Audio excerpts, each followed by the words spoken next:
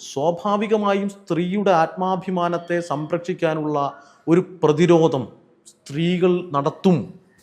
അതിലൊരു സംശയവും വേണ്ട.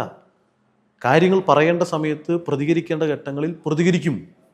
അങ്ങനെ പ്രതികരിക്കുമ്പോൾ ഉണ്ടായ ഒരു പ്രശ്നത്തെ ഒരു രാത്രി ആ ഡ്രൈവർ ഈ കാര്യങ്ങളെല്ലാം ഏറ്റുപറഞ്ഞിട്ട് പോലും തൊട്ടടുത്ത ദിവസം മാധ്യമങ്ങളിലൂടെ എതിരായ നിലയിലേക്കുള്ളൊരു പ്രചാര പ്രവർത്തനങ്ങൾക്കായി ആ പ്രശ്നത്തെ ഉപയോഗപ്പെടുത്തുന്നതിൻ്റെ പുറകിൽ രാഷ്ട്രീയമായ അജണ്ട ഉണ്ടായിരുന്നു. ആ അജണ്ട പിന്നീട് വ്യക്തമായിട്ടുണ്ട്. പോലീസിന് ആ കാര്യങ്ങൾ കുറേയധികം വ്യക്തമായിട്ടുണ്ട് എന്നാണ് മനസ്സിലാക്കാൻ വേണ്ടി കഴിയുന്നത്. എങ്കിലും സ്വാഭാവികമായും ഞങ്ങൾ അതിനകത്ത് വേറെ തർക്കങ്ങളിലേക്ക് പോയിട്ടില്ല. സാധാരണഗതിയിൽ ഒരാൾ എങ്ങനെയാണോ നിയമാനുസൃതം നടപടിക്രമങ്ങൾക്ക് വിധേയമാവുക എന്ന നിലയിലല്ലാതെ അതിനപ്പുറത്തേക്ക് മറ്റൊരു നിലയിലും ഞങ്ങൾ അതിൻ്റെ ഭാഗമായി പിന്നീട് മാറിയിട്ടില്ല.